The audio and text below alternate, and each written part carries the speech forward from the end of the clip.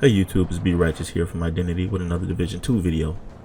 So we finally made it to title update 6 after this long anticipated wait. And for this patch I created a special build for you that exemplifies a lot of what this update has to offer. So stay tuned, and if you're interested in videos like this along with builds from DPS all the way to skill, then please drop a like and hit that subscribe button to stay up to date with all my content. Burn and Bleed.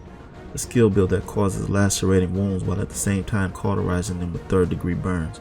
That's how I feel when I'm using this build. It's super fun but hard to use, and when I look at how it works, all I see is synergy. Everything goes so well together, and the BTSU data glove just puts the icing on the cake. But those gloves aren't the only thing that makes this build work the way it does. Every piece serves its purpose. And the purpose of this build is to cause so much chaos and confusion to your opponent, whether player or bot, they don't know what to do. And when I say player, I mean it, because now that the blind fire forces players to walk, it makes a whole world of difference. Status effects are real in this build, which means there's a lot of crowd control. But like I said, it's not easy. It's great to run alone, but with a team is amazing. I use 2 converted SMGs, one with Ignited, one with Sadist, and they do not disappoint. You can use whatever weapon type you prefer, but these SMGs give me a reminiscent feeling of the Hilda and Air. The 2 exotic weapons from Div 1 for those who don't know. These SMG types are slept on in this game. They have a huge magazine with a high fire rate and damage. They work really well with this setup due to the seamless weapon swapping and lightweight feel. Kinda like you're holding a pistol but you're not. The only reason I'm able to make this work is because of the changes to the gear sets and being able to have all stats available with just 4 pieces. Now we can come up with endless combinations that'll hopefully prolong the livelihood of this game. Personally, either way, I'm always going to play the Division 2 for however long it's here. I just love the concept of the game. Anyways, let's get into how I put this together. Alright, so for the specialization, I'm sure you already know what it is. Technician, of course, it just feels right. And for the 2 primary weapons, both of them are converted SMGs, as I said. One has Ignited, one has Sadist. Both of them have Allegro to maximize in DPS, and the holstered talents, you should go for any talent that enhances your skills. So for this one I have Rooted, gives you extra 25% damage while in cover. And I wasn't able to get anything for this, but you should go for In Rhythm for this one. And for the pistol I went with the Liberty because while I'm firing and I'm taking off pieces of armor, the Liberty's holster talent allows for you to regain some ammo while you're firing. It's really good for when you're trying to finish off those enemies. Now it's important to note that on these converted SMGs, they look exactly the same, so you have to do something to distinguish them to complement their roles. So what I did is I modded this and I put a weapon skin on here that resembles something sort of like a fire effect. And for the Sadist one, I put one similar to a bleed effect. And it helps a lot when you're switching back and forth between weapons because the status effect damage that you get for these weapons is significant, so you don't want to miss out on that. Just got to make sure you know which weapon you're using. Okay, so for the build, it's the culmination of 2 gear sets all in one, ongoing directive and hardwired. 2-piece ongoing directive for the bleed damage to complement the Stinger Hive, and the 3-piece hardwired for the electrified proxies that you drop, and for the skill power and everything else it offers. The bleed damage you receive from this is 25%, but you can get way more than 25%, and the way you do that is you have to have 3000 skill power. If you don't have 3000 skill power, it's not going to work. The reason for that is because you don't want to use any of your utility mod slots for Hive skill power or Chem Launcher skill power. You want to use them for bleed damage or burn damage, whatever status effect you prefer, but I prefer bleed damage. And I have these stacked across my whole build on all of the utility mod slots, so I was able to get up to 40% bleed damage, which is pretty good. So make sure whenever you find those little mods that have 3.5% bleed damage, 5% bleed damage, or burn damage, keep them. The mask has damage to elites and skill power. I prefer damage to elites above all the other things when it comes to hybrids and skill builds, but it's completely your preference. Whatever you want to use is up to you. Chest piece, 15% weapon damage, 13.5% armor, and skill power.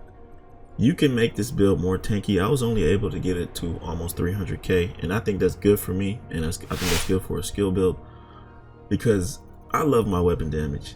It just makes these converted SMGs or whatever else you're using way more effective. You could of course put armor on here, but You have so many things at your disposal when you have a skill build, so you don't really have to tank as much as you think. Ongoing directive holster with skill power and skill haste. Now the backpack, you don't really need weapon damage on there. You can put more armor on here, and that's what I was able to do for this. And it's crazy because I have 3,666 skill power, right? And I don't have anything attributed to any of the skills. I don't have any hive skill power or chem launcher skill power, but I was still able to reach this skill power. And you know what?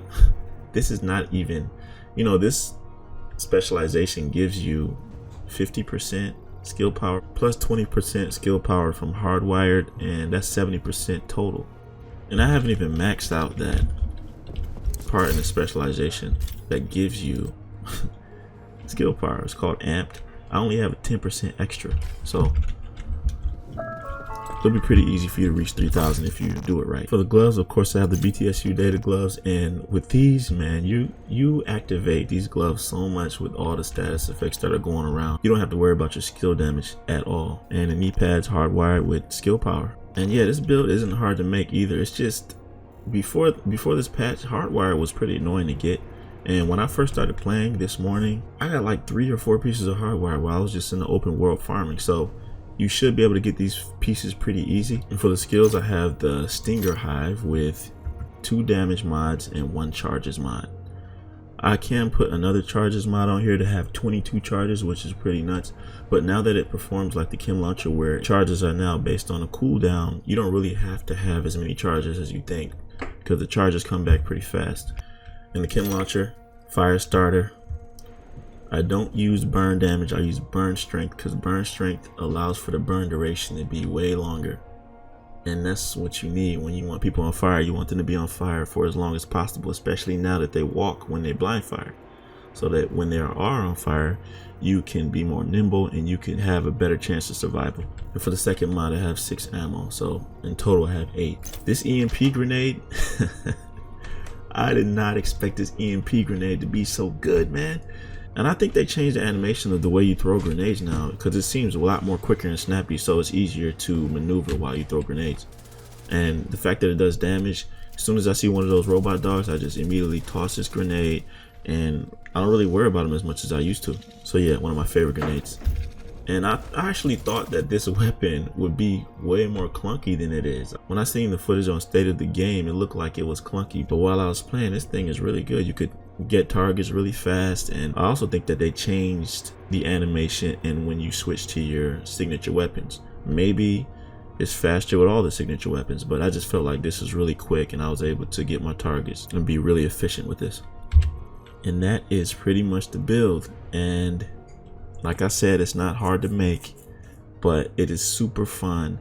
It's a little bit difficult to use because you're not running a hill, but believe me, the status effects make up for it, and the damage that you do with your weapons make up for it. It's just a great build overall.